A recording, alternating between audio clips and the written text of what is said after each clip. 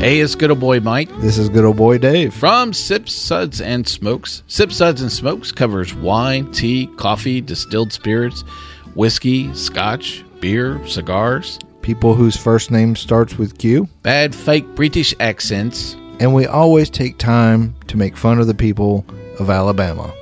Banned once again. It's a 1-hour episode that's mildly entertaining for about 22 minutes. I think mildly would be a vast improvement. Well, we do have the only beer show with the Holy Man. We talk about these products and rate them with our unique rating system, like our Suds 5 rating.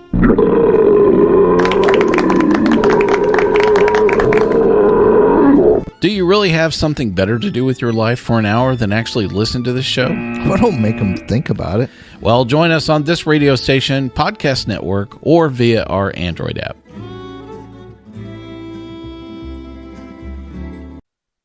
This is Half-Black Neil, son of Boring Dean. When I'm not being put to sleep by my dad talking to me, I listen to the Eric Zane Show podcast. Now here he is, the man I wish was my daddy, the super talented Eric Zane. Still makes me laugh. Still makes your old pal Eric Zane laugh. Whoa! Whoa! Let's go! Let's go!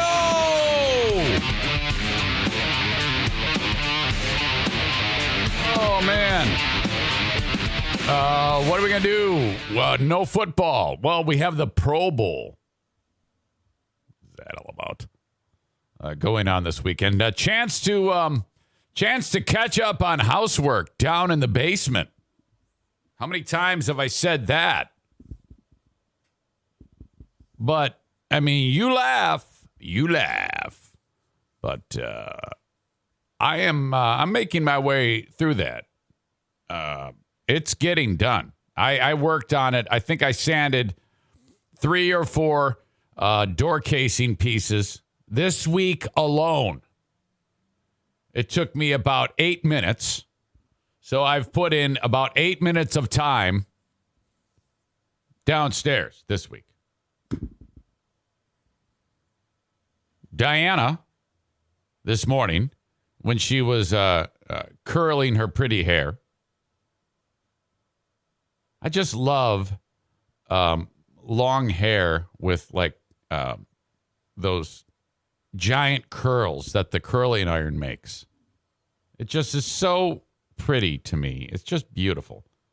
And I think the struggle for women is that 1 minute after they leave the house, the curls fall out. And it's like, oh, what a bummer. You know, you're still just as pretty, but my God. And she's sitting there getting her hair ready this morning. And I go, look at you. You're just absolutely stunning. My God. She's like, yeah, whatever. I said to her, I go, hey, FYI, there is a terrible smell in the house of concentrated urine. Well, that's a regular thing.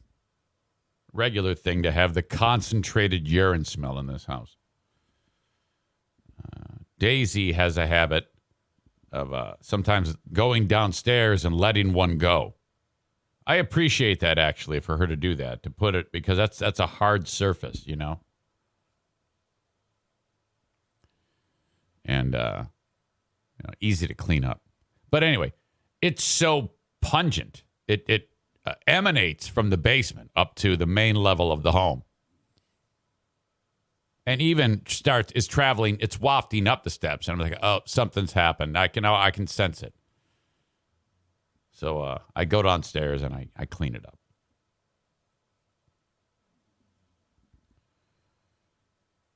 I bring this up because I was just talking about my great efforts in the basement to finish that project. And I said, honey, if you notice a strong smell of dog urine here, it's because of that. The dog needs to drink more water.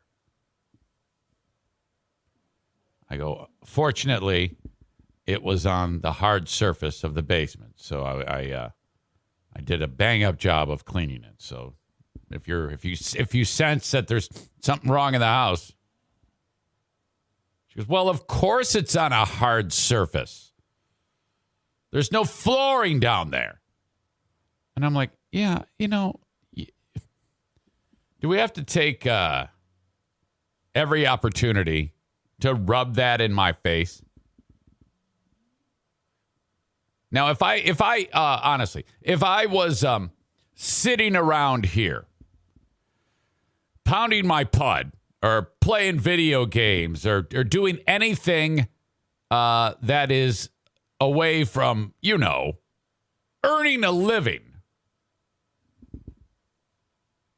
this would be appropriate.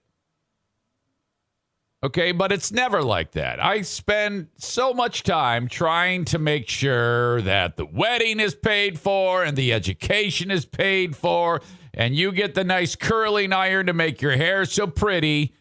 Yes, you do work too, but, I mean, come on. And on top of that, I'm a nurse. I am a call nurse taking care of your brother, which I don't complain about. But for the love of God, give me a break. It'll get done when it gets done. Reaper of Souls X85, first time chat, says, my senses just woke me up as my damn dog was pissing on my bedroom floor. Oh, dear God. I pray you don't have carpeting down there. Just rip it up. One of my sponsors, Bennett Flooring Installation, sometimes Jacob will send me images of, he actually has the equipment to determine where the piss is, like particular lighting, if it's black light or some shit or some piss detector. Or when you pull up the carpet and you see the backing of the carpet, all of the stains. It's like, oh, my God. It's like, yeah, this is what we live in. This is what we live in. Aram says, you may have Dean living in your basement. Why? Because there's piss on the floor? Is that what you're suggesting? Does Dean piss on floors? Does he just whip out his big, giant, malformed penis and piss on the ground? Reaper of Souls X85 is not a first-time chatter. It says LOL, old screen name. Well, whoever you are, hello to you. And thank you for contributing.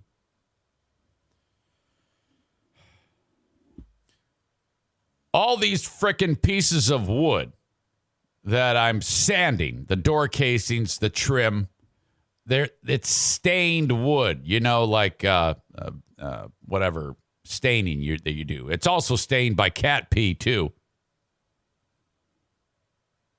But they have to be painted with an oil-based primer. And at first I was like, hey, I think I'm just going to paint those inside of the heated garage. And then Adam said, you can't do that, you dickhead.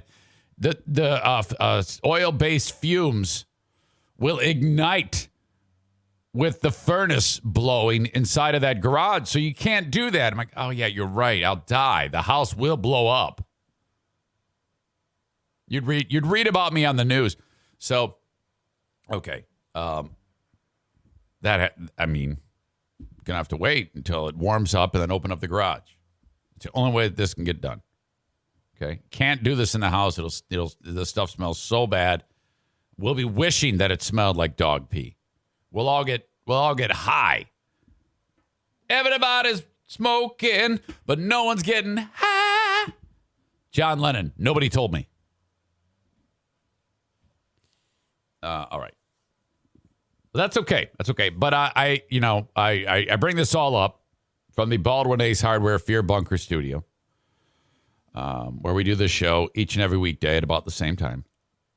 Because, a little bit of free time this weekend, and that's exciting. After sleeping in, and I can only sleep in so long because the NFK starts stomping around. I'll get after it. Boomer Bob says residential grade paint fumes generally won't ignite. Okay, so it's possible I could do that in the garage, but I'm still concerned. Generally won't ignite is one word too many for me to feel better. John Jamingo says, wouldn't it be easier to buy new door casings? You are correct. However, I'm trying to do this on the cheap. So I popped them all off, and I'm going to recycle them. Not everybody is made out of money like John Jamingo. Okay, that might be a Northeast thing where you rich bastards out there just have money to burn. But here in the Midwest, we're a frugal bunch. So shut up. Boomer Bob says, I've been painting professionally for 33 years. Well, yeah, but you said generally won't ignite. So that means like 9 out of 10 times it won't ignite. That's not enough.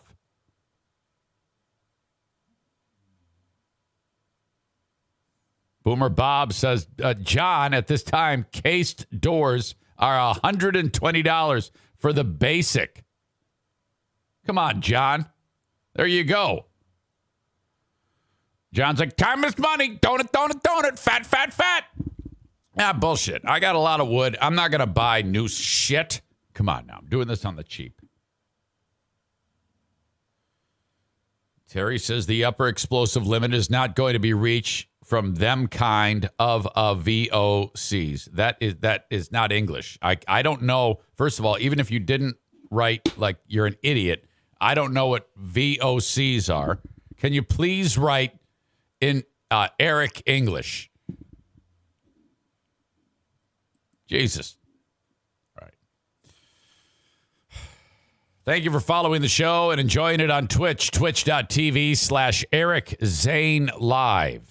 If you would, if you're listening to the audio podcast like later on in the day and you're like, I don't have anything to do with this Twitch thing. I don't care. I just like driving around and listening to the audio. That's fine. I love you for that. But. This is a easy thing for you to do.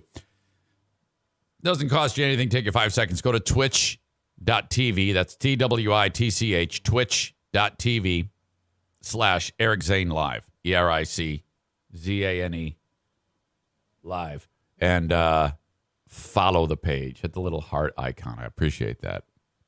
And if you only get the show on Twitch, if you would, on any of the places where people download podcasts, subscribe to my show. It's kind of like the video people are helping me out on the audio end, and the audio people are helping me out on the video end.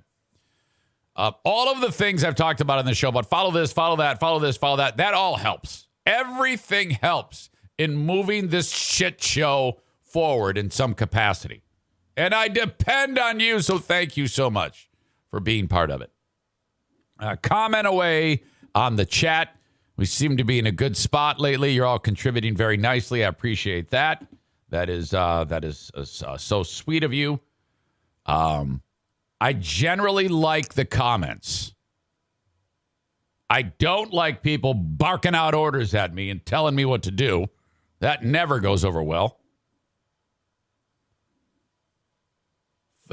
But the jokes are good. Field not found, says Eric English. Fumes not dangerous enough to go boom, boom. I see. Okay. All right. Well, that's good news then. Well, I don't know what Adam was saying, that it's going to explode. So I guess he's full of shit. Thank you, Reaper of Souls X85. You have subscribed for 2 months. I appreciate that. Bob, after I just said, don't bark out orders at me, tells me, next topic, Eric. I see what you did there, you fucker. I almost fell for that. John says the best way to listen to Eric as a podcast is with the shortened silence on and at 1.5 speed. Well, thank you. I appreciate that. I don't care, just as long as you listen to it. The opening ceremonies are happening right now, according to Megan, and I am not interested. I do not have Olympic fever. I don't know if you do. I did see there's one Olympic story that I have to get to in the show today, which does have a still image that I need to share with you. Oh, boy. If I'm going to get after anything Olympic at this stage of the game, it's going to have to be something ridiculous and insane and hard to look at. And that is the case from women's hockey.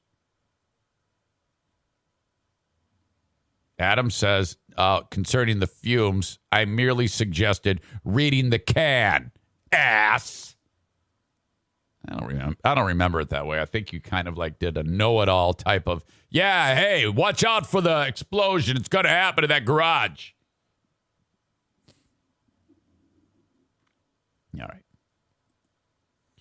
A lot of stuff to get to today. But, are you, as I sit here, I'm really impressed with my ability to moisturize my hands. And you're like, wait, what? This is the season where if you even go outside for 3 minutes, the wind, the cold, the dryness, your face and hands crack like you wouldn't believe. And so I do this deal where I take this Jergens lotion and I put a lot of it onto the palm of one hand and then wipe it all onto the back of one hand and then do the opposite, and then so I actually put so much of it on there that it looks like my hands have the type of icing that you put on like a cinnamon roll.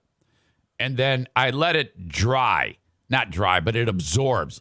You can't just put a little thin layer and wipe it in. You got to put a ton of it on there so that it looks like Sexy Voice Andrea's face on a Friday night. Okay? And then you do that. And then also, speaking of Andrea, you got to do the same thing to your face. You got to put a big load of it all on there. I mean, like, seriously. You got to be able to see white all over your face. And then the lip balm, no one says lip balm, and you put that on there because otherwise you're going to be in pain. And then when you make a fist, your knuckles are going to crack, and that's no good, okay? This is your Eric Zane Show podcast. Avoid the cracked skin tidbit of the day. This is serious.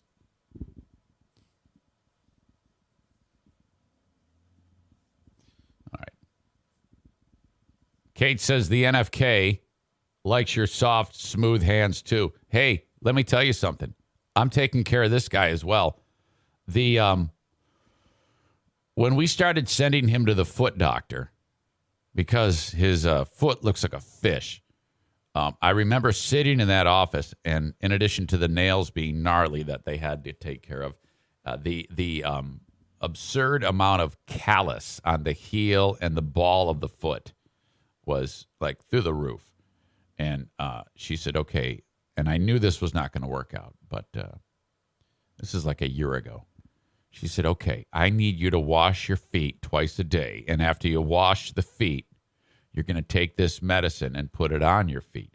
Now, the medicine is 42% urea, which tells me if you piss on your feet when you're in the shower, you won't get callus, right? I don't know. But anyway, that's what this product is. And it's a clinical-based prescription medicine. And it's expensive. It's like $40 for one container of it. It's similar to like the lotion I put on my hands. So, that was back in the day when showering was not on the table for the NFK. And I had to convince him to go to this fucking doc in the first place. And so, there's no way that is going to get used. And it never has been used. But since I am taking care of him right now and having to give him showers and dress him and all that shit and wash his asshole, which I did yesterday. I did probably the most thorough job of asshole washing yesterday that I've ever done, okay? I am all about this nursing thing. There is nothing that I won't do. I jammed that loofah right in between his sack and his leg and really got in there like I'm brushing teeth, And then I'm like, cleaning that whole micro dick zone and then the ass crack. And then I've got like protective gloves on when I'm doing this. And then his ass crack really mashes together tight. So you really got to get it in there. Wings Guy 71 says, yeah, right in the gooch. That's a great word to describe that zone. The gooch. But then, so now that loofah is coated with moisture and soap, and used soap and asshole remnants and smeg. So then you got to hold it under there, and you really got to clean that fucking thing good, and then you let it dry. But then you got to clean the gooch and the interior of that ass crack. So I actually put a knee onto one of the cheeks and then open the ass with the other one with my hand. So knee on one cheek, hand on the other, and open up his ass. And then you take the water and you clean that area, because otherwise, you don't want all that soapy jizz water in there. And then I go, okay, open your legs, and I go wide stance, and then I kind of have to move the sack over to get into that zone. Kate says, dunk it in the toilet to clean it off. John says, my ass crack is tightening as you tell this story. So, yeah, maybe a toilet wand for better reach. No, I've got great reach, man. I have this. This is down. We are efficient as fuck.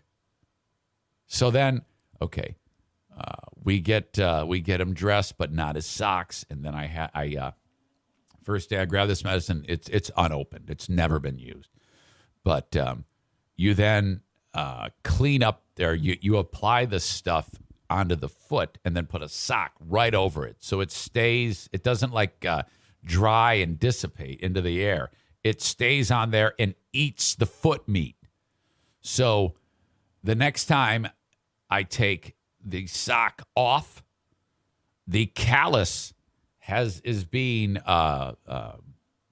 shrunk, if you will, and it falls off of the foot, and the dried callus chunk stays in the sock.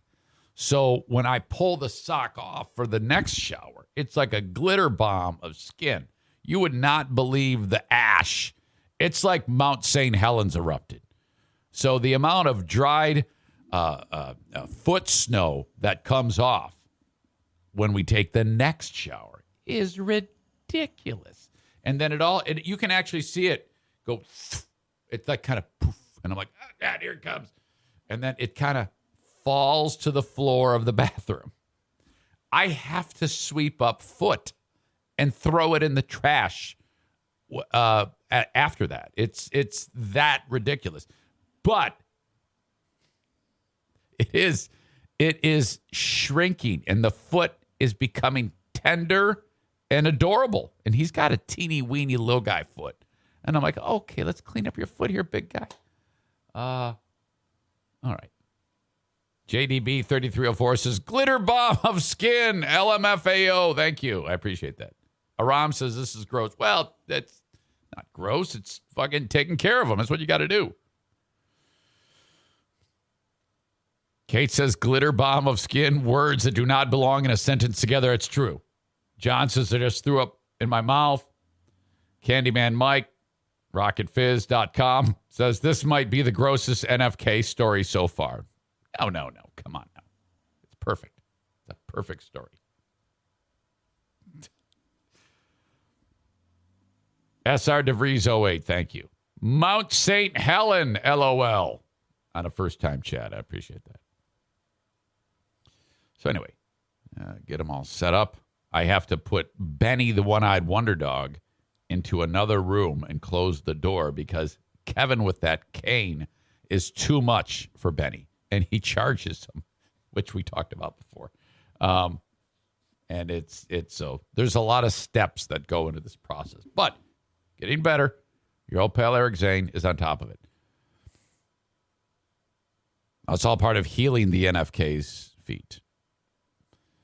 I have one more thing I need to tell you about the NFK in a second. But first, if you are enjoying the show, thank you again. I am on, I forgot to mention this, Twitch is brought to you by Irvine's Auto Repair, Grand Rapids Hybrid and EV. They also sponsor my Facebook, facebook.com/Eric Zane fan page. So if you ever want to see, I link up some stories on there and try to stir the pot and get people pissed off.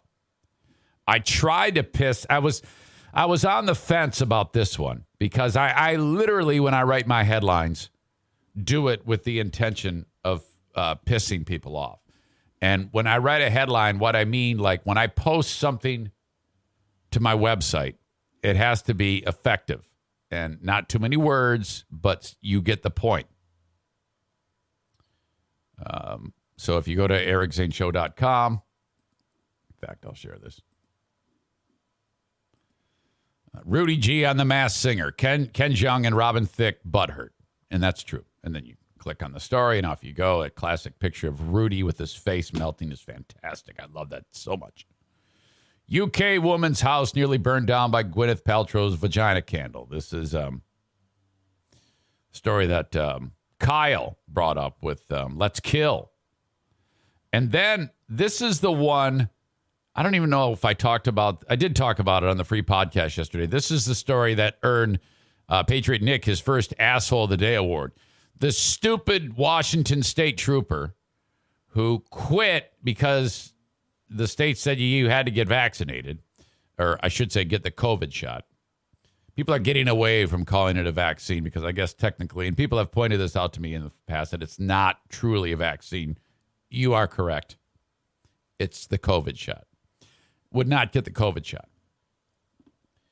And so he lost his job. So he did this big dramatic moment when he signed off for the last time and dropped the mic. And oh, God. And 3 months later, he's dead. And Nick acted all butthurt. I don't know if he was being honest or what, or just trying to win the award, but he did. He won the award. So there you go. My headline reads, Trooper comes out of jab refusal retirement to take job in heaven. It's this idiot. So I wanted to put that on my Facebook page. See, if I put it on here, no one sees it because few people look to go, hey, I wonder what's going on ericzaneshow.com and takes a look at it, you know? But what I do is I'll link up this story to my Facebook page with this same headline. And most people don't even click on the fucking story. The headline is enough to piss them off. They already know the story. And then they go ahead, and then the war starts. And then they start attacking me and attacking everybody. And then I just sit back with the popcorn and watch the war play out.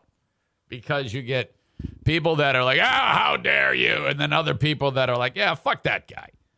And it's awesome. It's one of my favorite things in the world to do. Yes, that's by design. I'm intentionally doing that. So Facebook.com/Eric Zane fan page. Twitter. I'm on Twitter. At Eric Zane Show on Twitter. Brought to you by Blue Frost IT. And then, of course, the almighty YouTube. Brought to you by Frank Fuss. Thank you. My Policy Shop Insurance. Okay. Also on the NFK front, we had an issue that I talked about where O'Neill ate his chocolate chip covered granola bars, and not good. Chocolate and dogs is a horrible combination. At best, the dog is going to get sick or have some type of gastrointestinal issue. At worst, the dog will die.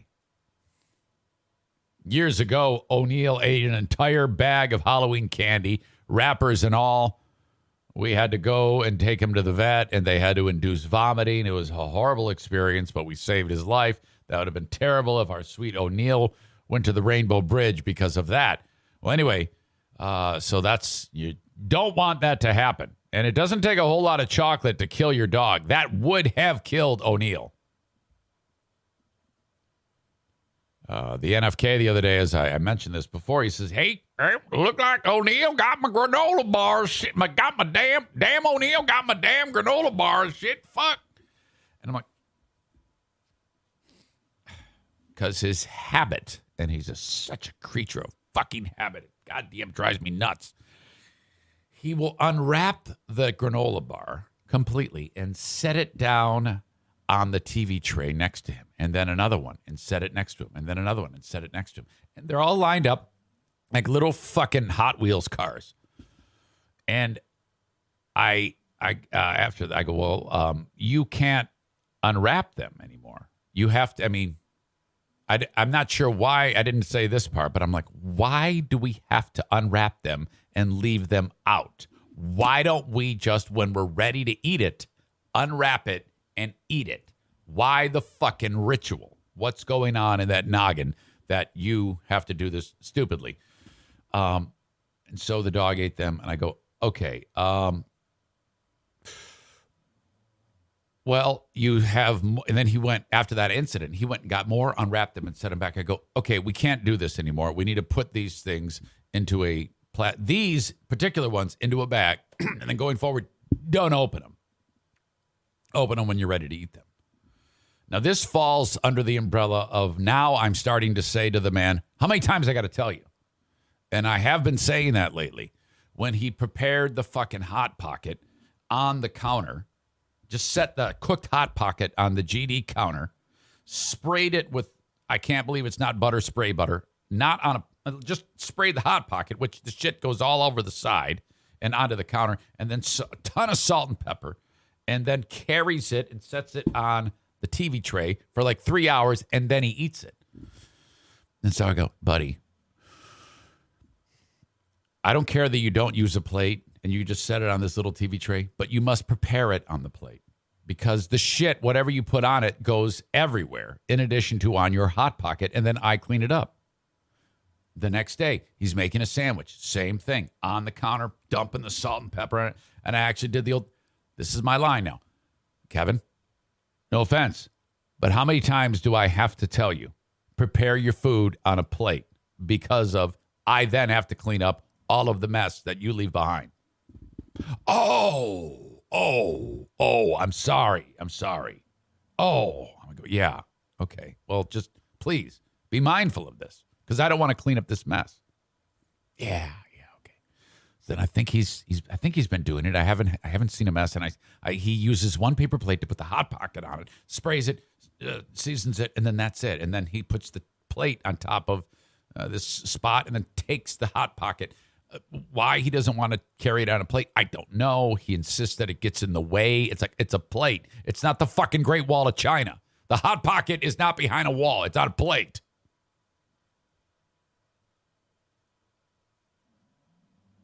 So then we have the granola bars. I've already explained to him. Don't unwrap them until you're ready to eat them. Today, I go to give him his fucking medicine. There's the granola bar, drenched in chocolate. And O'Neill is right there looking like RCA dog, ears up. He's like, motherfucker, as soon as you get up, I'm going to eat that motherfucker. I'm eating that thing. And then in a day and a half, I'm going to shit it out right over there. It's going to be brown pancakes on this guy's carpet right over there. And I don't give a fuck. I go over there and I go, Kevin, why? Why what? I go, why is this granola bar out? Yeah, I'm going to eat it later. I go, Kevin, why do you take it out of the wrapper? Well, I'm going to eat it. I go, yeah. We talked about this. How many times I got to tell you? Leave it in the wrapper until you're about to eat it. Because the second you get up to go get your 800th glass of ice water, he's eating that food. And then my dog gets sick. So don't do that anymore. Oh. Okay. Yeah. Oh. Fuck. Kate says it's the lobotomy. Nothing makes sense in his Willy Wonka brain. It's true. My God. Aram says, can't Diana explain this to him? He listens to, he doesn't listen to her at all. He only listens to me. We are tight. Yeah, I don't know. Aram says O'Neill might still recognize it even with the wrapper on. Yes, I'll cross that bridge when I get to it. That's not been a problem, but if it does, then I'll be like, you can't leave it around. O'Neill's going to eat it. Now, O'Neill typically is with me. He's right over here right now. But in the event that he's not, oh boy, you don't want that to happen. Oh, shit. I'm not complaining. I'm storytelling. And that helps me. You know? There was a time when I would just flip out. He's got to go. No, he doesn't. Just relax. Don't make a mountain out of a molehill, Eric. Okay. Boy, I already got to pee. This might be a 2-pee show today. Okay. I've got a lot of news. First of all, the Ben and Eric Patreon podcast was last night. And holy shit. Let me just explain this to you. Chris in, I don't know, no man's land, Minnesota. By the way, it's 4 degrees right now as I sit here in Michigan. It's butt cold. Well, it's probably colder where he was too. He logged in to the Ben and Eric Patreon podcast live stream. You know, you see all the faces of the audience members / contributors, because you guys really do contribute to the show. I mean, it has become just a spectacular bit of fun. Chris is walking around like his neighborhood grocery store, you know, and it's not a chain. It's actually like owned by like old man what's his face, and he says we should do a PA prank, or somebody, it was either Chris or Pellerito said we should do a PA prank. So I figure out where he is, and he positions himself as best as he can near a speaker, and he wasn't in that, great of position for the prank to be heard. But it did happen. It was a success. And so that was awesome. And that is part of the fun that we had on the Ben and Eric Patreon podcast last night. So I haven't yet posted the audio for that. The video was live, and you could watch it live if you're a Tier 2 member. And then the replay of it is available right now for Tier 2 members. And a little later on today, I will release the audio podcast. That was awesome. We had some great answers on Bet on Ben, right or wrong. Some really high point moments and just an overall grand time. It was grand on the Ben and Eric Patreon podcast, part of a week's worth of programming on this show. You can get it, access to it, with just either $5 or $10 a month. I suggest trying it for 1 month and see if this is something that you don't want to miss anymore. That way, if it's a disaster and you hate it, or you just don't have time for it, or it sucks or whatever, you're only out the $5 or $10. I am not going to give you your money back. No way. I am keeping that because you get the rest of that month. All right? Maybe it'll grow on you.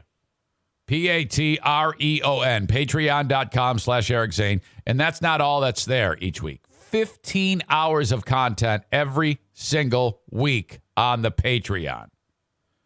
I uploaded the Zane Asylum yesterday, my 2-hour music-driven radio show on Northern Michigan's Q100.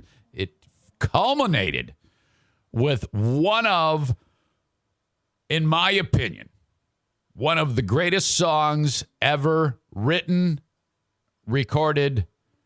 It is by Mad Season, River of Deceit. Lane Staley. And that the thing about Lane Staley from Alice in Chains, his voice, is it could be as aggressive and demanding as any voice in the history of that industry. And then it could be as sweet and peaceful as any voice in that industry when he wanted to. Holy shit. And that song really covers the whole range of that soft, serene, peaceful side of his voice. Oh, my God, that song. Incredible. And I was reading that song. He was reading a book at the time when he wrote it. It was, I forget who it was by. It was like a 100-year-old book about like spirituality or something like that. And he was getting into this religious phase of spirituality. And this book, combined with all of this guy's intense struggles, which were remarkable, The only thing more intense than this guy's voice was his thirst for heroin. And then so he wrote the song, produced it, and, well, now he's dead. Awful. I think his cat ate him, by the way. I don't think that's proven, but that's the theory. His cat, he died, like, and his cat's like, what the fuck? What am I going to do for food? Oh, my God, your leg tastes good.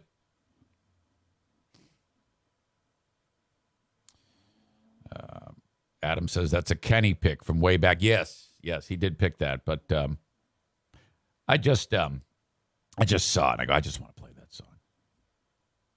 All right, so that's all part of the Patreon, Patreon, patreon.com/Eric Zane, ERICZANE. Sign up for $5 or $10 a month, and you can try it out. And if you like it, convert it to a yearly and save 10%. Book is called The Prophet. Thank you, Bob. My pain is self-chosen. Right. Okay. Bosco's Pub this afternoon/evening.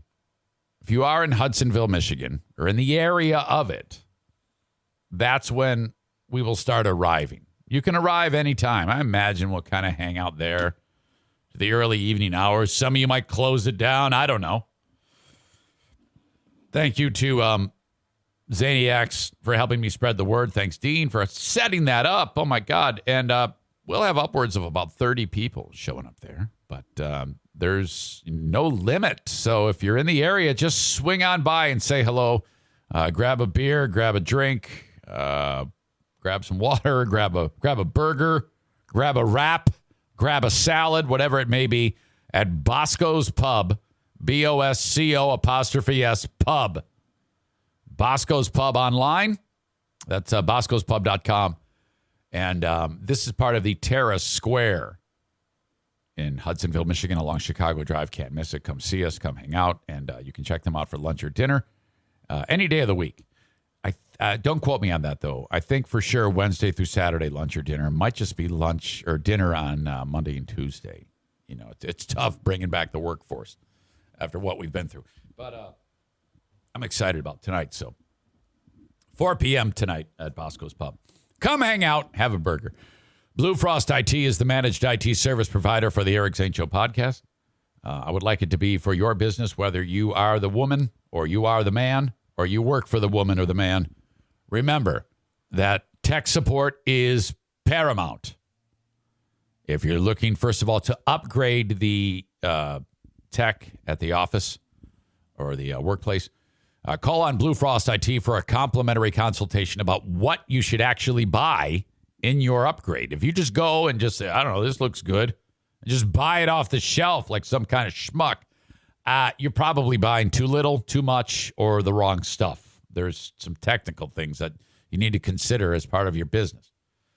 BlueFrostIT.com, hands in on the website, or you can call them 616-200-8550. If you ever discover a website out there in the workplace or on the World Wide Web or whatever it may be, with hands-in stock footage, please screenshot it and send it to me. I want to see as many hands-in template photographs on websites that I possibly can. That is the thing to do. If you're building a website, you're going, okay, I'm doing this myself. I'm going to do the stock hands-in to show that we hire women and black people and brown people and with nice manicured hands with gingham shirts. Hands in. Wonder Twin Powers. The Mario Flores Lakeshore team of Van Dyke Mortgage encourages you, if you're looking for a mortgage anywhere in the U.S., with the exception of South Carolina, Hawaii, Maine, and Alaska. 231-332-6505. And frankly, Mario, I think it's time to get licensed in those states. I mean, we got a lot of listeners in Maine. What are you doing? 231-332-6505 for a mortgage from Mario. NMLS number 3035. So whether it's a refi, first mortgage, 10th mortgage, rental property, whatever it may be, think about the Mario Flores Lakeshore team of Van Dyke Mortgage. Stand by. Okay. In the great state of Michigan, the tampon tax is gone. Now, this was voted on. Well, I think the bill was presented in the state Senate by a Democrat by the name of Winnie Brinks, who, no lie, when I was with Free Beer and Hot Wings, we helped get her elected. There was a guy who was ousted for some crazy shit named, I think his name was Roy Schmidt. And he did something that was stupid. I forget the particulars of the story. And he ended up resigning, and then I think there was another election, or he ran, and he had all sorts of crazy shit in his past, or he had done something stupid. I forget the ins and outs of it because I forget everything. But anyway, we were telling everybody to vote for Winnie Brinks, and she ended up winning. And she actually came on our show, and she said, "I credit you guys for getting the ball rolling on that." So she comes up with eliminating tampons to be, it's making it so that tampons are not taxed products. Okay? So that means that if you go and buy tampons, there will be no tax on the tampons. And everybody in Michigan is like, yes, it's about damn time. So now guys need to not go down this road that I'm going down. Well, I'm not really going down a road. I'm just providing a little bit of clarity on this discussion, because everybody is suggesting that this is the greatest thing that has ever happened in the history of women. And it's not. It's bullshit. And everybody's eating this up like this is something spectacular. And it so is not. This is a horrible, horrible thing. Kyle says that Winnie Brinks is our representative, a great representative for our state. I also did campaign work for her. Well, that's terrific, and I'm sure she is. But this bill is just, listen to this. Listen to this. I'm providing you with some clarity and facts. The tampon tax is gone. First, before I get into this, let me just go over some of the particulars on this bill. And it was passed some time ago. It was just went into effect on Thursday, so yesterday. So if you go to buy your tampons or any type of feminine hygiene products, they have no tax on them. Michigan is a 6% sales tax, if I do believe. Beginning Thursday, feminine hygiene products in Michigan no longer taxed. This comes after Governor Gretchen Whitmer signed a bill in November to remove the tax, saying that the bill will help, quote, create economic equality for women. That is not true. Eliminating the sales tax on tampons is not going to create economic equality for women. It's not. And I'll explain to you why in a second. Governor Whitmer called the tax unfair, as women previously faced a financial burden that non-menstruating people did not. I struggle with financial burden, and I'll explain why in a second.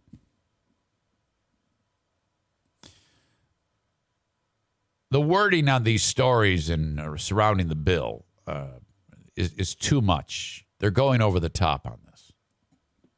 Stay with me here. I'll get to my point. I like to take my time on these things. The governor says, over the course of a lifetime, the average menstruating Michigander will use 17,000 tampons. The fact that she gives me the specifics is a little gross. She says that's 456 periods. I'm surprised she didn't go down the road of how many gallons of blood is shed. For God's sake, that's 456 periods costing $7 to $10 a month. That is correct. Adding up to between $3,360 and $4,800 over their lifetime, said the governor at the bill's signing. Now, all of that is bullshit. She's using those numbers to pat herself on the back, but those numbers are not what's at stake here. Those numbers have nothing to do with it. Okay? Well, it kind of has something to do with it, but she throws all those numbers at you to make the average stupid fucking person who's hearing this, oh my God, the governor just gave me all that money. Then she says, by slapping a tax on top of all of that essential spending, we're taking resources away from families that could have gone towards paying the bills, putting food on the table, or saving for a car or a home for an education or retirement. The governor is suggesting that they are making it so that you can now do these things because the tampon tax is gone. Wow. Okay, well, that's pretty sweet. Senator Winnie Brinks was one of the senators who introduced the bill, said in November that removing the tax allows menstruating people who may be struggling financially to feel more confident. So there's a little pep in their step knowing that their tampons are not taxed. That's what they're saying there.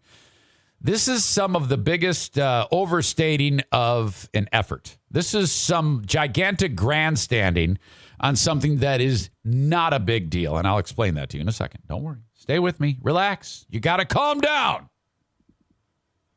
On Thursday, Senator Brinks expressed a similar sentiment on Twitter, saying that it gives all Michiganders a chance to, quote, participate fully and confidently. So if you see some person who's otherwise looks like a degenerate, maybe has one shoe on and pisses in a coffee can, they're going to be, well, looking like a new person because this tax is gone. Okay. By the way, with this tax now gone, the state loses an estimated $7 million. Governor Whitmer said, well, yeah, but the fairness and ensuring that people who menstruate are not punished for a biological function outweighs rearranging the general budget. She's like, we'll figure it out. That's $7 million that we're glad to lose. Okay. Let's take a look at this. All of that was just said, you would think that every menstruating woman is getting like a brand new car or a new house or something like that. Here's some math. All of those numbers that they talked about, the thousands of dollars they threw out in the stat, they didn't really get into how much money you're actually saving on there. If they were actually getting down to the numbers that matter and not focusing on the numbers that don't matter, because as you heard in that story, the governor, quote, was removing the tax over the lifetime. Michiganders will use 17,000 tampons. That's 456 periods, costing $7 to $10 a month, adding up to between $3,360 to $4,800. Okay.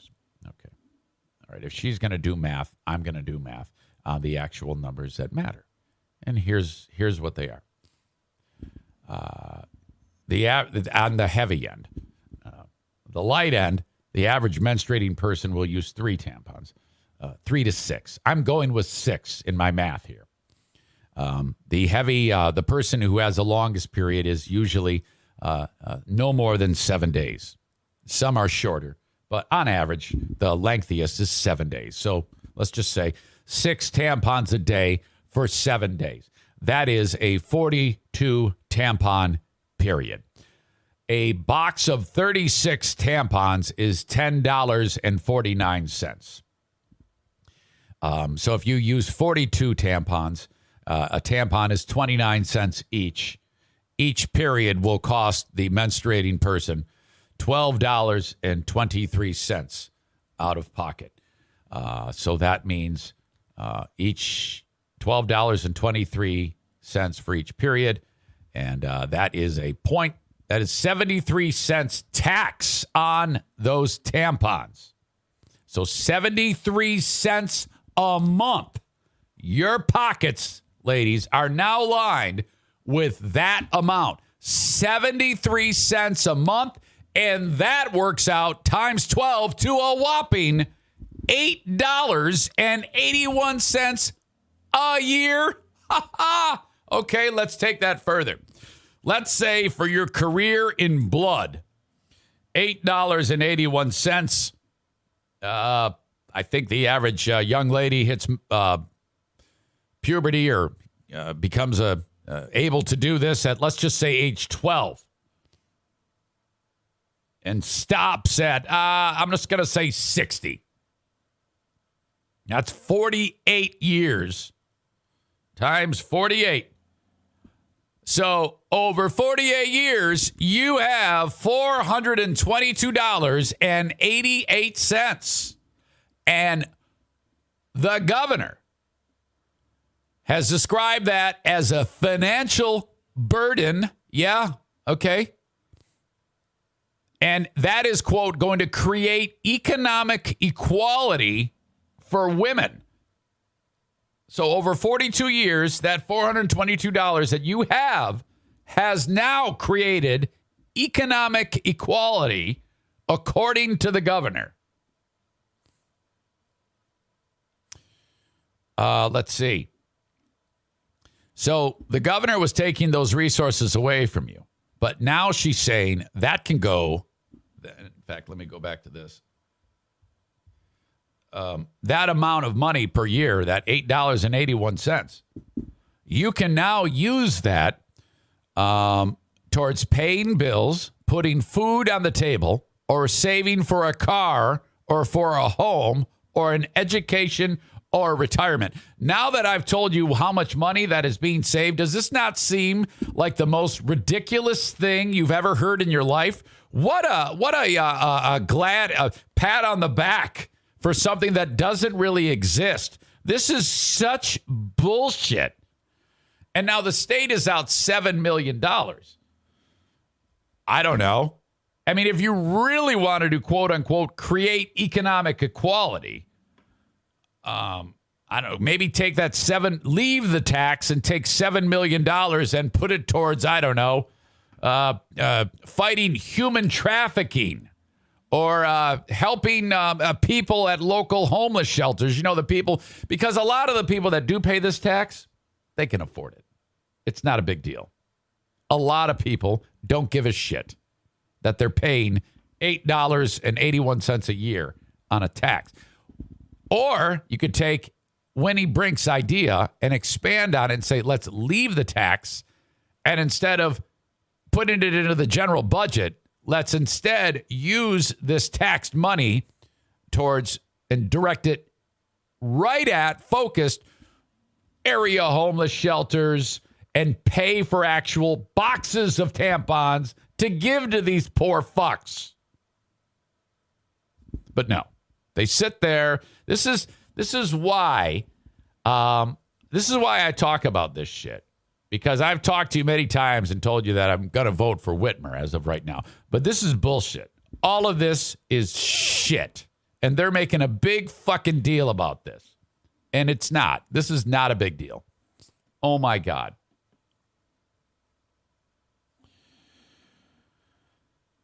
Some comments. Bob says, aren't diapers taxed? I don't know. That's interesting. Nick says, it's pandering.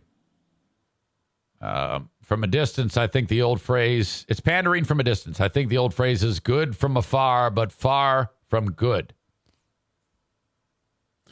Melissa says, Eric, your girlfriend is a twat.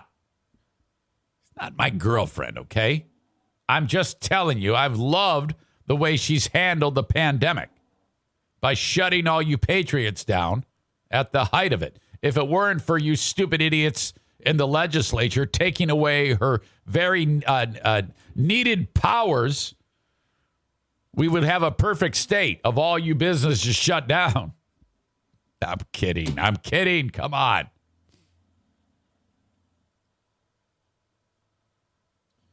All right. So, all right. For those, this is a terrible idea. The story is going around, though, where our local TV station, Wood TV 8, is they've found out that a few stores are still charging tax. Now, this is bad because they got the cameras there, and you get some guy behind the counter who's running a mom and pop, and I guess the word hasn't come down the information chain to these guys, and they're like, uh-oh, they got a reporter with their camera in the guy's face saying, how come you're still taxing for these tampons? Check this out. And by the way, this is Susan Shaw and Brian Sterling. Listen to the language that she starts this story out with and does not crack up laughing. No tampon tax, period. Or question mark. The new law that eliminates the state sales tax on feminine hygiene products took effect today. But when Target 8 started looking into this today, we made an interesting discovery. Jacqueline Francis shows us what she found. Jacqueline? Brian and Sue, check your receipt. That's what the state Treasury Department told us. I haven't been able to get a exact pinpoint on what she's doing with her mouth that makes her sound fucked up. But she does. She always. It's really hard to pinpoint. You'll figure it out. I've been talking about this for years. Us after we found stores right here in Grand Rapids still charging the tampon tax. How does it feel to not only have it passed, but for it to go into effect? It is now law. It's just a great day. I woke up this morning. It was the first thing I thought this was the day. Or is it? Shortly after our interview with State Senator Winnie Brinks today, we hit the store, tagging along with Emily Beggs, a local nonprofit director who was part of the push to repeal the tax on feminine hygiene products. But when we went to check out... Is that with tax? Oh, you did. You did. So then you have to add tax? Oh, this poor son of a bitch. He's just ringing it up. And they're like, we got you. It's taxed. You toxic male. The system wasn't updated. The store's owner telling us he wasn't aware of the change and that his hands are tied until his supplier tells him to do so. Did you see that store, by the way? It's it's cigarettes and booze and tampons. That's all they sell there. The system wasn't updated. The store's owner telling us he wasn't aware of the change and that his hands are tied until his supplier tells him to do so. Let's say the grocery supplier told you to take it off and you hit subtotal. What's happening? Then I have to go into the system, take the tax off. So every time when I scan it and hit the subtotal, there's a no tax. So we went to see if this was happening anywhere else. You go ahead. Okay, thanks. All right. Let's go see. It turns out they too were still adding tax. The manager telling us this was the first he's heard of the new law removing the 6% sales tax on these products. That was store number 2. Yep. And they didn't know they're still taxing. No. What's your concern right now? Well, my concern is that My haircut. there's women and people out who are buying tampons and menstrual products today who are getting taxed, who They're not saving the 70 cents a month. legally should not be getting taxed, especially. They do not have economic equality. They cannot pay their car payment because this product is still being taxed. What are we gonna do? We're in a neighborhood where residents are desperately in need of that help, that financial help, and you know what? They should change. They should reenact the tax and actually like double it so that it's 12%, or make it 20% tax on feminine hygiene products, and that is the cost that that you must pay because we have to put up with your irrationality when you're having your period. Because I can tell you from experience that walking in and saying, "Hey, Madison, how was your day?" That should come at a cost. So fuck this tax, bring it back, and double it. They're not getting it. We decided to check out a big retailer like Meijer.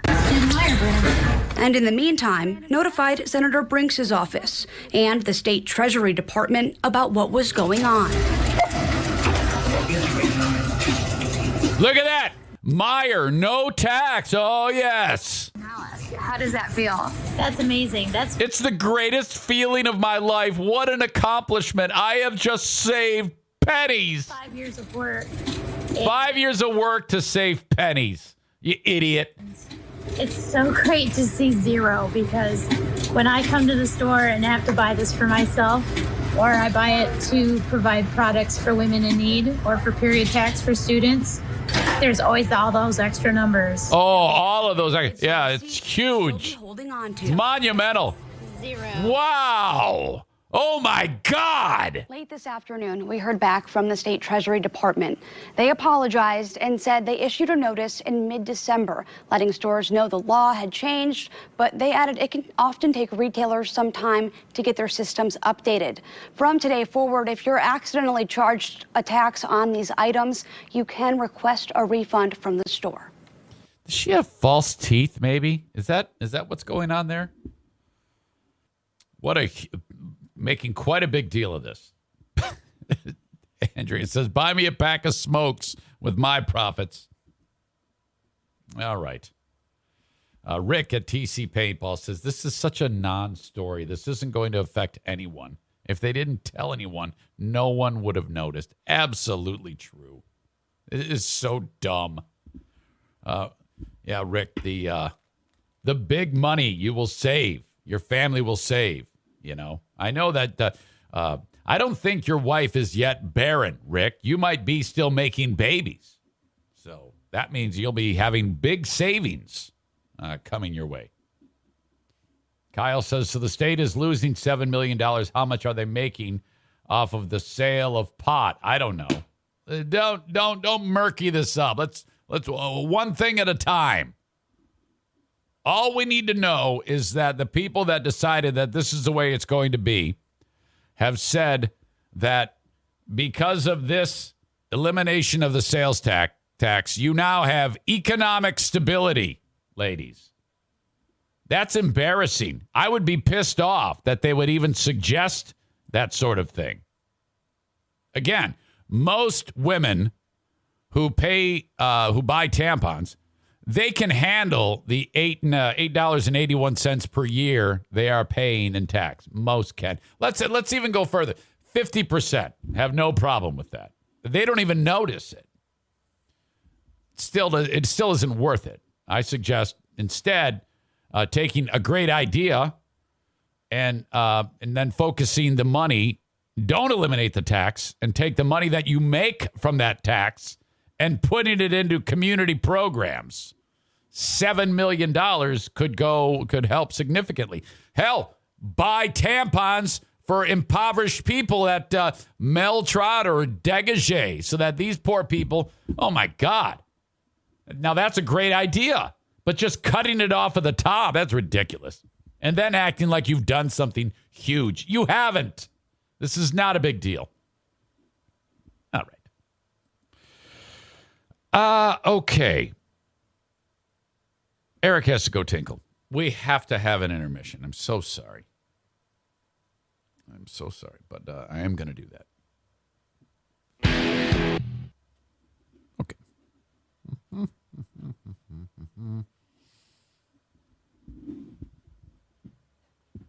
Boomer Bob says his wife rolls her own tampons. What the fuck? Tinkle is Eric's term for beating his meat. Are you going to change your tampon, Eric? I hope he washes his hands afterwards. I did not. Wanted to get back here. It's my penis. I touched it.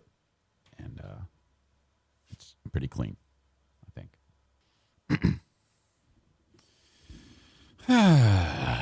Sexy voice Andrea. It says, lick your fingers. No. Peter Dink. I don't know what the hell it is. Why don't they make douches tax-free? That might be included in that. Our douche is tax-free. That is a feminine hygiene product, right? Well, yeah. Are you supposed to do that? I thought we learned from Tyra Banks that the vagina is a self-cleaning oven. I got a story about this. I may have told this at one point, but you can't really tell this story on the radio. It concerns a queen of the forest. If you thought the foot story was gross, this is going to be more gross. But it's unbelievable. This is a story about my sweet Diana's vagina. And I'm going to tell that story in a moment. Andrea says, no, women should not douche. They should not do that. Peter wrote, smells like fish, you have a dish. Smells like cologne, you leave it alone. All right. Damn it, that's pretty great. I want to help your business. If you have a business and you think, hey, man, I want to get on the Eric Zane Show podcast, reach out to me, eric@ericzaneshow.com, and I will tell you how it works. Thank you to Horizon Hydroponics, Horizen, hydroponics.com. If you're growing indoors or outdoors, when the time is right, everything you need is at Horizon Hydroponics. Their website, of course, is for you anywhere in the U.S. You can buy online at horizonhydroponics.com. When you buy into the products that are going to help your growing, you will save 10% when you use the coupon code Zane Show at checkout. Shipped anywhere in the U.S. for free with orders $250. I'm sorry, that's been changed. $150 or more. HorizonHydroponics.com. They lowered that threshold. It was $250. Now it's $150. So that's cool. Or if you're just buying one or two things and it's still under $150, you can buy it if you're local online with that coupon code and then pick it up yourself. As always, the experts are there during business hours. There's a phone number on the website. If you have any questions about the products, call Horizon Hydroponics. Frank the Tank Fuss and My Policy Shop Insurance reminds you that he is the expert when it comes to several things that are so important that most people either do themselves or ignore. The government-funded health insurance plan, Medicare. You might be like, well, it doesn't concern me. I'm a younger person. If someone in your life is 65 or older, they need a Medicare checkup. Frank is the Medicare Advantage Plan expert. We did this with my brother-in-law, the NFK. His plan was not set up appropriately when he first did it, when he first started utilizing the Medicare system. That was a problem. Thank God Frank did the checkup. We got a much better policy for the NFK, something that was afforded to him. He actually pays less money a month and gets more insurance. Don't ask me how that is, but it is. My point is, if you or someone you love is 65 or older or is about to turn 65, you must reach out to Frank so he can guide you through this. It's almost like an insurance consultant. He's making things go for you. And this does not cost you a dime. I love this part of his business. 616-914-4070. It's free. Utilize him. 616-914-4070. Just call or text. Say, Eric Zane sent me. I need help with Medicare. That's all you do. He also is an expert on life insurance policies and buying insurance in the marketplace and supplemental insurance policies. I'm not going to get into that right here. I'll be talking about it for 15 minutes. But there you go. Rick from TC Paintball is in attendance with us today. TCPaintballGR.com. It's always a busy Saturday at TC Paintball. So if you're looking to get the crew together for a paintball adventure, call ahead. Make a reservation. Okay? You can also do things during the week if you want. You can book a party for your workplace, for the kids, for the neighborhood, whatever it may be. Your bro friends, your lady friends, bachelor, bachelorette party, tcpaintballgr.com. And what I love about it is basically you dress like the way I'm dressed right now, which is every day. You walk in there and say, hey, I'm ready to do paintball. Where do I start? Well, first you fill out a waiver, then you drop $48 on us, and then we're going to hand you a mask. We're going to hand you it's a rental gun, but they have great rental guns. Oh, boy.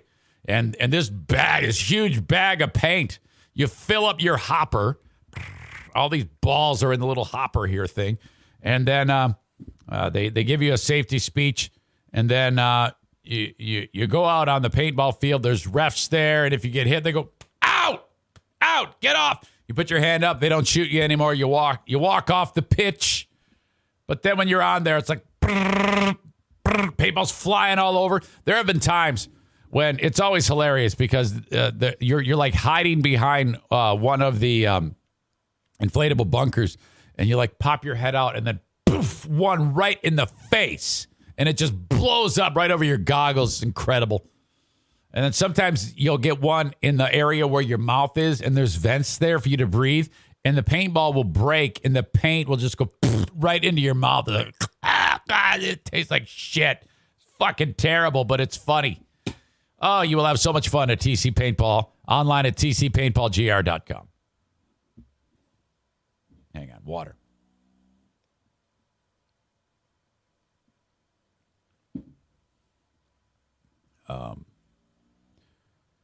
2 years after Jim was born, Jacqueline was born.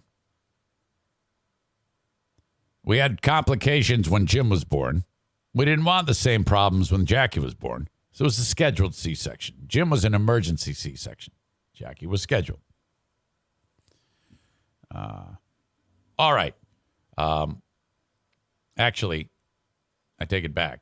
It wasn't a scheduled C-section. Madison was a scheduled C-section. Jacqueline was induced labor. And what they do, and her water never broke on Jacqueline. They ended up doing a C-section, but it wasn't a planned C-section. What they do is they take this. There's a portion of the body on a lady called a cervix, and it's about this big around. Okay, you can't see that if you're listening to the audio podcast. So about the size of a mini cupcake. And it's spongy material, as it's described to me. And when the body goes into labor, it becomes bigger and bigger and bigger. And then the child can come through that area. And then out through the birth canal. They want that to dilate. And what they do to determine if you're ready to push, because they don't want you to push until you're number 10. If you're at 10, that's as big as it's going to get. And the mother can go, and then it hurts. It's painful. It's terrible. But it works. That's it. It sounds terrible, but the nurse practitioner or the doctor will stick her hand up there, her finger up there. It's like fisting, and will take her finger and touch the cervix. And they keep, all right, you're only a fingertip dilated. You're like a 1 or a 2, Diane. She's like, oh, God, it's terrible. It's fucking not the worst. So she wouldn't dilate. So they take this thing. It's like a giant condom. I take it back. You know, like those things you put on your finger, the doc will put that little thing on his finger when he sticks his finger up your butt, guys, prostate exam. It's like that, but big. It's like the opening of this coffee cup. And they put a chemical called Pitocin on it. And Pitocin causes that thing to dilate. So they put that on the cervix. It's like a hat. And then you wait. So then she puts her hand up there again, and then she moves that, and she tests to see if she's not dilating. She's not dilating, no matter. So this goes on for hours. And they go, all right, well, now we don't want Jacqueline to get into distress, so we are going to do a C-section. Okay, All right, great. Do the C-section. Jackie comes out, immediately starts raising hell. Life is different. Life is good. Take Jackie home. Jim sees Jackie, falls in love. I remember he gave her a little stuffed animal. That was the nicest they ever were to each other. And then everything is great. You know, the added bundle of joy. Now we're really cooking on family. Family's growing. Now, if we didn't have time before, we really don't have time now. I'm doing all sorts. We're changing diapers, and Diana's recovering from her surgery, and I'm doing morning drive on Z93 with Joe. You know, the Joe and the Poor Boy show. And all right, so life is good. Got very young Jackie and Jim's growing up, and then I say to Joe when I go to work, I go, "Hey, I noticed something. There's some kind of smell radiating from Diana." He goes, "What?" And he goes, "Yeah." I said, like, yeah. Every time I'm like around her, I smell a fish odor, and it was true. I'd be like standing next to her, and I'm like, what the fuck? Why do I smell a fish smell? I mean, it was. I go, and at first I couldn't figure out where it's coming from. What the fuck is this? I'm looking in the fridge. It's fucking. And then so I buy some of those things you put in the disposer in the sink and clean it out. I go, this fucking house smells like fish. And so I go to Diana. I go, come on over here. You smell this, the incinerator, the disposer? And she goes, I don't smell anything. And I go, oh, it just started. The smell just started. The second you walked up, I can smell it. You can't smell that? And she goes, no. I go, it's fucking weird. And we're in the living room. I'm like, and she's like reading the newspaper, and I'm sitting next to her. I go, fuck, it's back. It's almost like it's coming from you.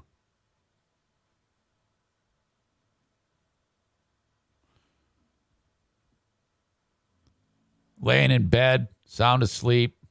She rolls over, and the covers kind of rustle. And this this is a couple weeks later, a hot blast of this horrible fish odor. It's just like there it is, but it's worse. It's pure, concentrated. It's like a fish is attached to my fucking face. So I'm like, huh. I could not pinpoint. I couldn't figure it out. Months pass, and I get a phone call. Yeah. Hey, I'm at my gynecological exam, post-op or post-childbirth. I go, yeah, okay, how's it going? She goes, terrible. I go, what do you mean? They left the thing in her. The thing that goes on her cervix was still there months later. And I go, what? And then right away, it's like, eureka, the light bulb. I'm like, oh, my God. And she goes, and they removed it, and a brown tsunami of water from birth, like after birth, and cheese and skin and blood and snot and diarrhea comes pouring out of my wife's vagina. Fucking fire hose all over the dock. The doc's like, oh, fucking shit. Oh, no, I retire. He runs out of the room. Everybody's panicking. The fucking hazmat crews show up. The helicopters overhead. They're like, oh, God, everybody evacuate. Fucking Chernobyl died. Like, what the fuck? It's my pussy. Holy shit. Oh, no. Oh, my God. This all came out of her. True story. Yeah. Yes. JM says you're a sick man for retelling this memory. No, this is a great story. This is hysterical.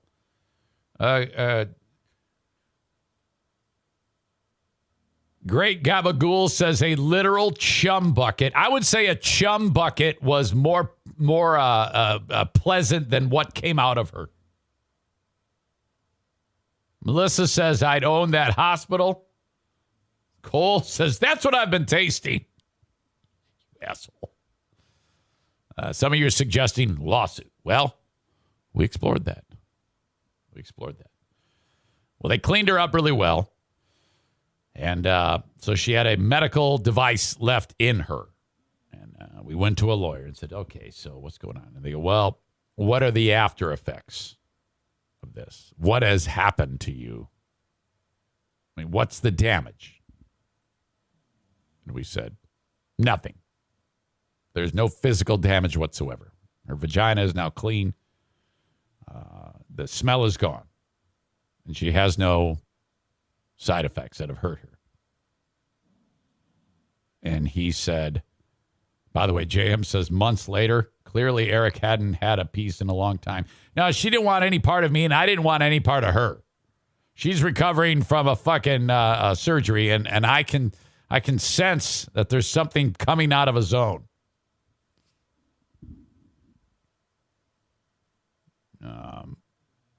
And he goes, you don't have a case. This will get thrown out. There's really nothing that's happened that hasn't been repaired. Suggestions, mental anguish, emotional. I said, fuck it. I just don't want to have a wife whose vagina smells like a pelican, for God's sake. Mental anguish and a bad taste in my mouth. You guys are sick. I need to bring that up with her when she's in here with us. Just when she goes, I figured it out. Because I remember I had said to her, I go, honey, I think you smell like, I had to have that awful conversation. Honey, you smell like fish. There's something going on. Zane, you should have put your arm up there and pulled it out like the unclogging of the toilet. Well, I didn't know that was going on. And I wouldn't have done that. We've never been that involved in our sexuality where we put whole body parts other than my ding-dong in there. That is a ding-dong only spa. There have not been hands inside of there. Honey, you smell like rot. Are you okay? Dude, it was worse than rot. It was horrible. Ugh. It just popped into my brain based on all this talk about period talk. Hire me on Cameo, cameo.com/Eric Zane. I would love to have you. In fact, I have one due. Shit, I forgot about that. I don't want to say who it's for because I might spoil something. What is the date? Today's the 4th. I have to have this one by the 7th. Aha. So someone is having a birthday. I will take care of this later on. Can't do it right now. And I've got time. Cameo.com/Eric Zane. I'm no Vince Neil, but I think it's a good time. I love working on cameos. If somebody has a birthday or you want them to get roasted or somebody needs a good pep talk, hire me, cameo.com/Eric Zane. No one better on Cameo.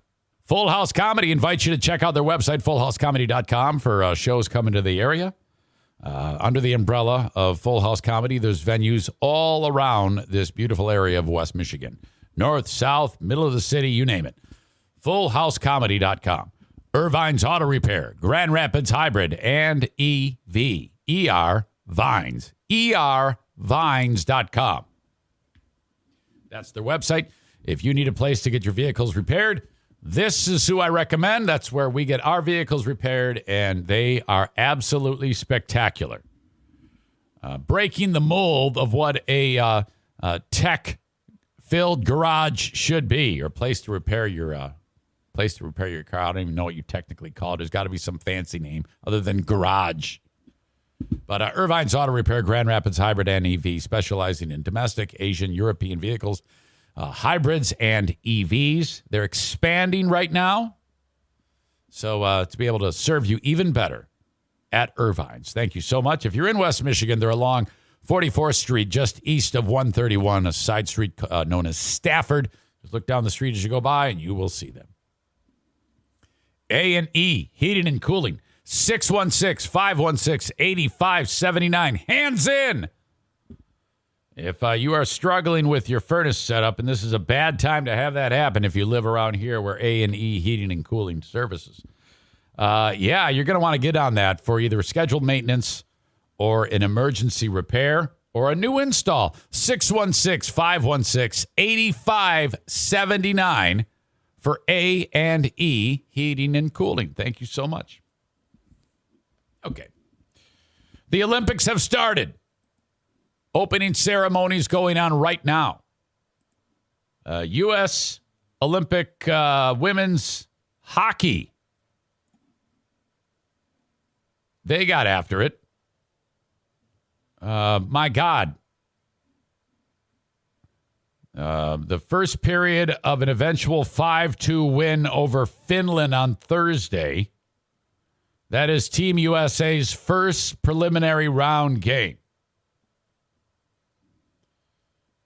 A young lady by the name of Brianna Decker, who's one of the most decorated women on the 2022 Olympic women's hockey team for the U.S. She won't be playing anymore.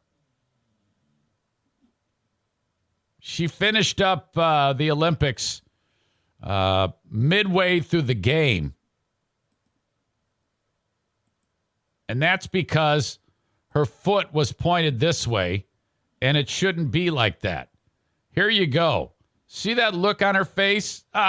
She's screaming bloody murder. This one's just annoyed, this Finnish chick. Her right leg, Decker's right leg, looks to be in good shape. This foot right here, as you can see on the zoom in, this foot is supposed to be the same direction as this foot. But her leg's broken in half. Wow. Holy moly. I don't have any moving video of this. If anybody has it, please send it along in the chat. But I haven't been able to find her. I at least haven't tried enough. But oh my God, this poor thing. Look at her. She's screaming in agony. Something happened. Boy, what a pretzel these two are tied up in. And that foot is 1,000,000% going the wrong way. Oh, boy. So, broken ankle, broken foot. Brianna Decker is out. Here she is. She's coming off the ice here. She's like, you got to be kidding me. Now, I don't think it's back in place here. God, I don't know how people... seriously, I would just be losing my mind. And then check this out. There she is on the team. They're all stoked about the Olympics. Here she, look at this. She's congratulating the team's captain after the big win. And look at, she's like on her crutches and she's able to congratulate her teammates. How about her? The foot is now going the right way. You got her tootsies all painted up, looking nice there. Good thing, because you never know when your leg's going to break in half. Very athletic-looking legs, strong young lady, and done with the Olympics. This is, I forget her name, something Coyne Schofield. She's got a crazy hyphenated last name. That's Kendall Coyne Schofield. I think she's like the best women's player in the U.S. She's like, yeah, good job, good job. I can't believe your leg was going that way. So the women win, and that is the first thing that I am interested in the Olympics is that busted leg.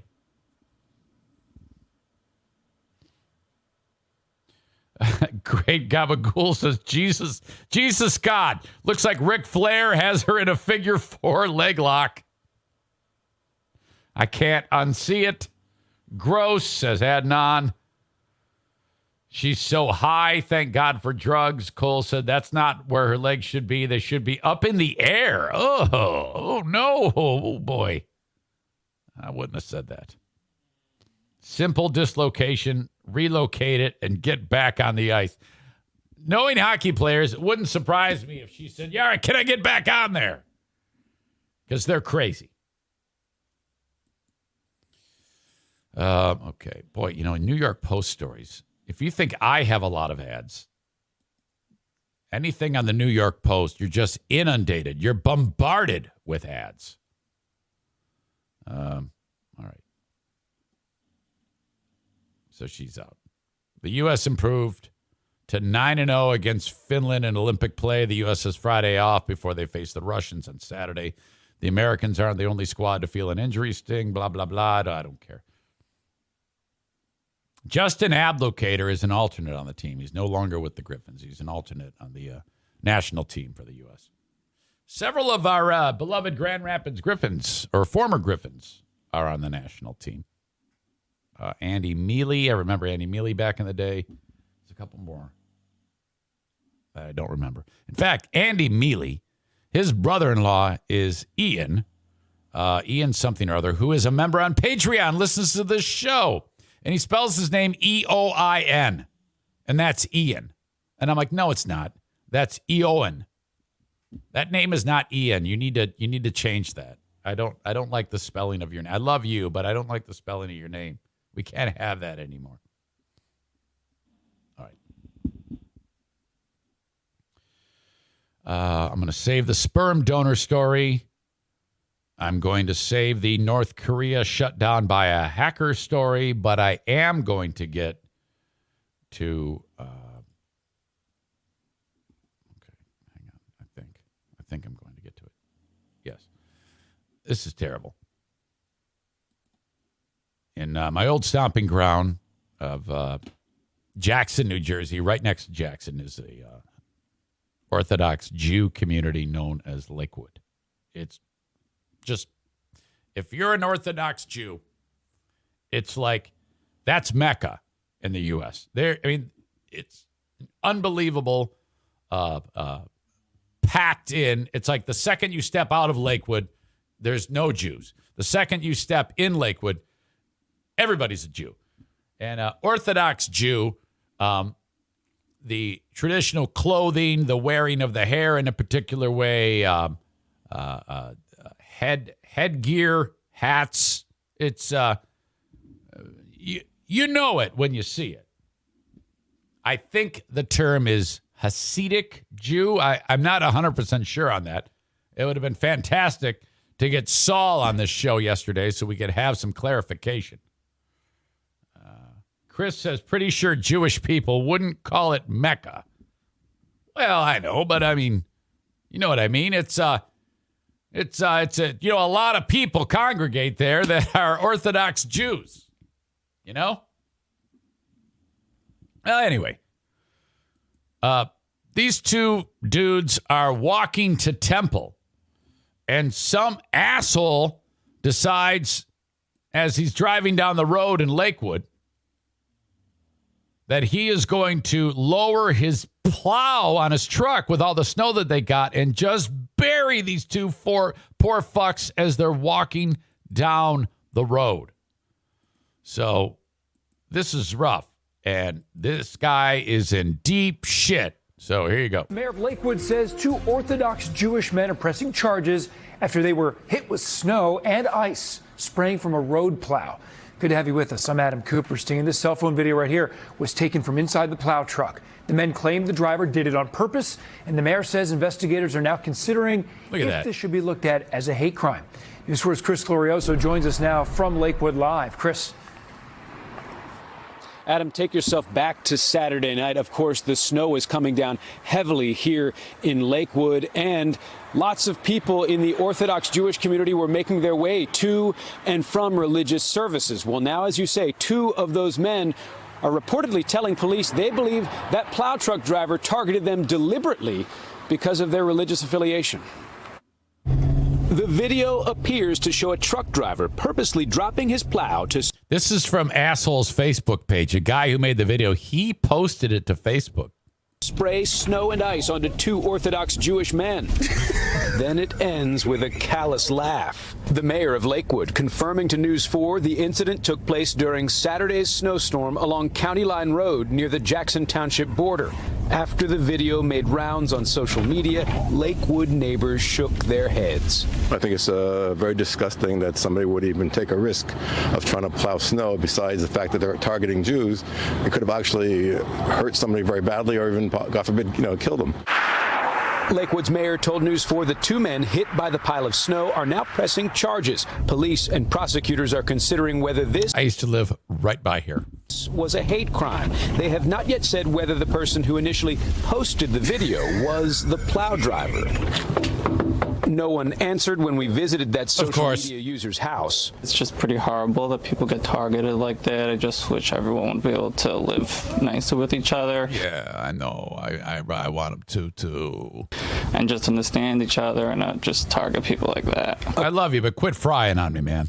Company called Waste Management, which provides private trash and plow services, issued a statement Monday saying, "We are aware of an incident that was posted by an off-duty waste management employee to his personal social media account. The hateful conduct depicted in this video is unacceptable." It went on to say the employee is suspended while we investigate. Anti-Semitism is sort of like it's accepted, or at least it's accepted. Rabbi Avi Schnall. In certain surroundings, in certain areas, and in certain circles. That's a very scary point to be in. It is scary.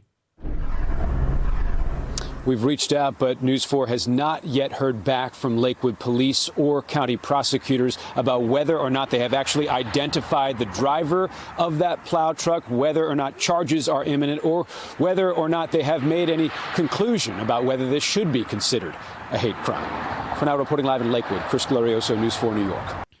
I think there's a little bit more to this. Dear Winter. Shut up. Shut up. I would like Family Guy to make a parody of this. All right. Let's see. He deleted the video. There was a Danny Klarman, which is remarkably close to a Klanman. I think they might have actually busted the guy, but this is so stupid. And then when I think when he posted the video, he wrote, this one is for you, JC. So there's that. Yeah, I mean, my God, all of this is so stupid. I mean, if you're gonna do that, which I'm gonna be honest with you, if I'm driving a plow truck, I might do that, not to Jewish people, because I'm smart enough to know that that you can get in some serious trouble. But if it was like a bunch of kids, I think I might do this to actual children. Children, this is okay to do this to, but not Jewish children or Orthodox. No Orthodox Jews should be targeted. If you're gonna do this, you want to do it to someone who's dressed like Jackson Mahomes, like that. That's the type of person that should have this type of treatment done to them. That type of person who's, if there's a bunch of people doing a TikTok dance on the side of the road and I'm snow plowing, yeah, well, I mean, now you have another layer of hilarity to this. And I know you run a risk of kicking up a big giant rock and hitting one of these people in the head and killing them. But I mean, I think that a judge would agree with you that this is above board. And if you add that extra layer to it, that other than these nice people with their back to the plow walking to temple, no, then they're Orthodox Jews. You're fucking dead. But shithead Jersey kids doing TikTok dances on the side of the road, you got to pick your spots here. There is a time and a place to do things like this. You have to quickly, as a driver, assess that the person on the side of the road deserves that.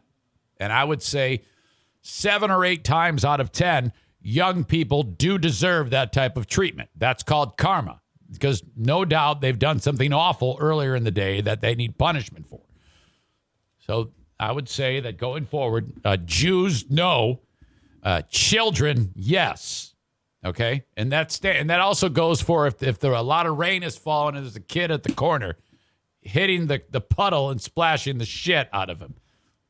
Yes to that. So you got to be careful. You can't just do it to the 2 Orthodox Jews walking down the street. Okay?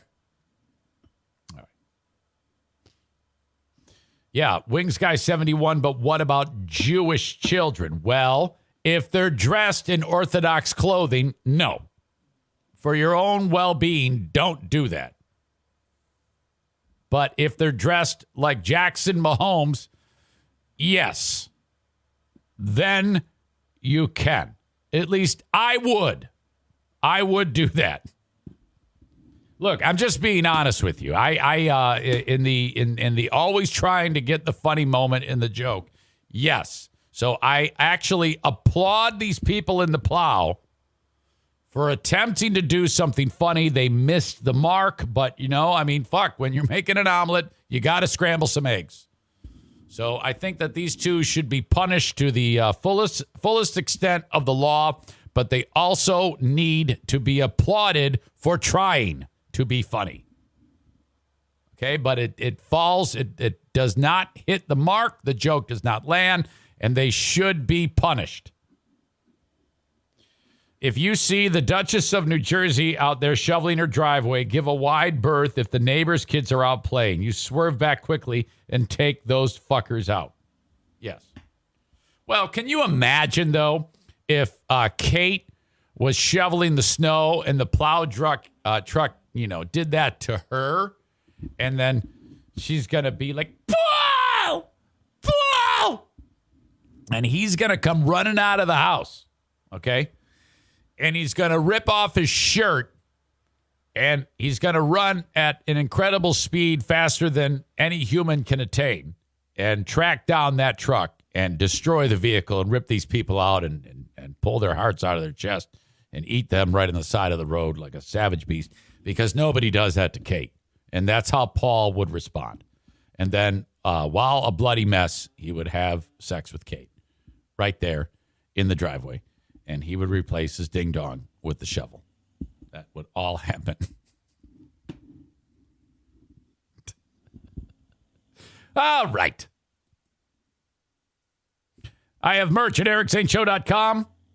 Go to the website, ericzaneshow.com, click on merch, and off you go. Got a bunch of different T-shirts on there, hoodies, whatnot, coffee mugs, even pillows, things you hang up, tapestries, I think they're called. I don't know. Notepads, bags with different various styles. EricZaneShow.com. Tag accounting, tag CPA.net, 616-301-9516. If it comes to your taxes, here we are. It's February. We're in the thick of it. And right now, all those statements are coming in from your employers and things like that. And your 1099s and whatnot. And you're piling them all up. And you're like, oh, God.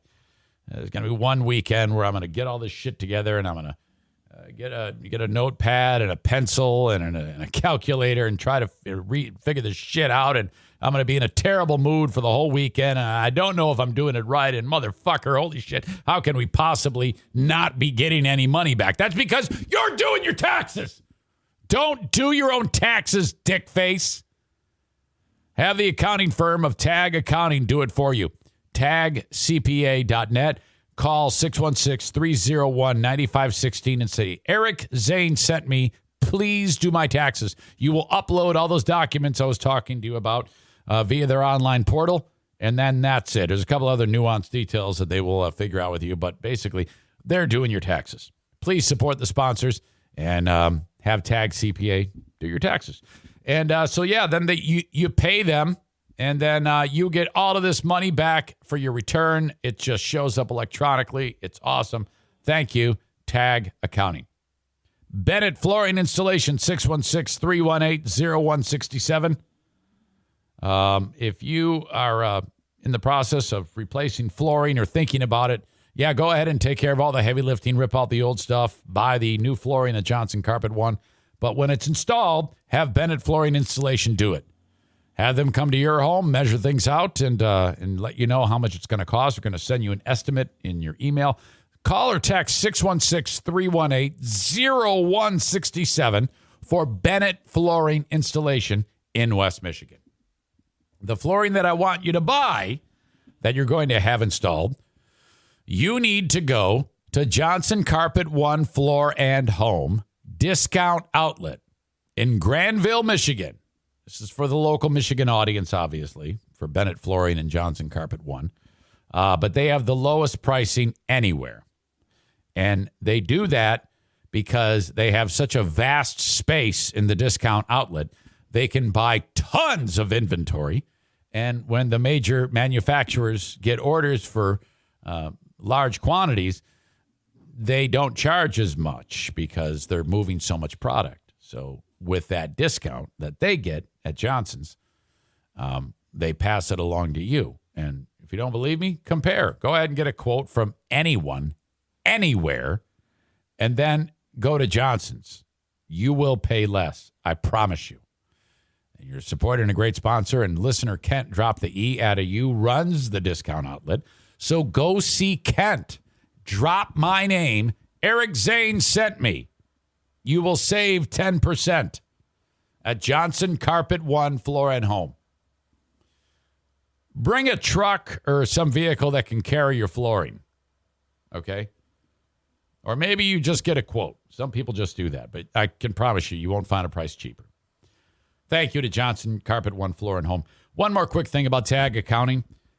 You're going to save money because what it costs to have Troy do your taxes, and I have no idea. I don't know, $100, $125. I guess it depends on the size of the return, but you're not going to pay that much. The time saved is ridiculous. The stress saved is ridiculous. And his knowledge is going to get you the most money back that you can possibly get. Things are going to slip through the cracks if you don't do it, if you don't have him do it. If you do it on your own, don't do that. Do not have a professional do it. You know, I'm not going to have anybody, I'm not going to install my own flooring. Bennett's going to do it. I'm not going to fix my own HVAC system. Joe Martinez is going to do it. There you go. We're looking for the asshole of the day. Yes, we are. Who is it going to be? Let's see. We had some skincare discussion today. We talked about healing the NFK's feet. Talked about me saying words like, how many times do I have to tell you when it comes to him preparing his food? The tampon tax is gone. Diana had a bit of a medical issue after the birth of our second child. Maybe it's the nurse practitioner who did not remove the medical device from Diana. I'm kind of glad that happened, though, because that's an amazing story. It's a good story right there. It's gross, but it's compelling. It's a mystery. The Olympics have started. Some chick broke her leg terribly. 2 Jews walking to temple were assaulted. Horrible. And let's see. What else did we talk about? There was something else, but I can't remember it. Asshole of the day, Plow Guy. Asshole of the day, Eric, for graphic stories. But then you put laugh emoji on there. So it was a funny story, right? Kyle says it sounds like the start of one of Ben's jokes. 2 Jews walking down the street. Asshole of the day, asshole of the day. Snowplow driver getting more. Lot of votes for snowplow driver. It's worth mentioning that honorable mention for asshole of the day. The state of Michigan for making such a gigantic deal out of really nothing on this tampon tax and patting themselves on the back. It's a horrible bill. But the snowplow driver has to be your asshole of the day. There is no place for that type of behavior unless if it's aimed at children. That is the only time that dropping the plow is when that is okay. Because the kids probably deserve it. And I think we start at age 4. That is an acceptable age to drop the plow. What do you who's with me? JDB 3304 says, don't blame the state. It's Whitmer. Yeah, I didn't like her making such a big deal about it. It's not that big of a deal. Quit acting like you did something really, really great. It's fine, I guess. But you're still, expecting these people to have, oh, my God, The windfall of cash that they now have, $8.81 a month. Don't forget, I support Governor Whitmer in the upcoming election. I was talking with Zaniac Melissa, who loves Whitmer, and she agrees. Okay, thanks, folks. Have a great rest of your day. I'll be with you on Patreon a little bit later on. Thanks so much for being part of this podcast. If you would, check me out on Patreon, patreon.com/Eric Zane. If you want more podcasting. Okay, bye-bye. See you at Bosco's, 4 p.m.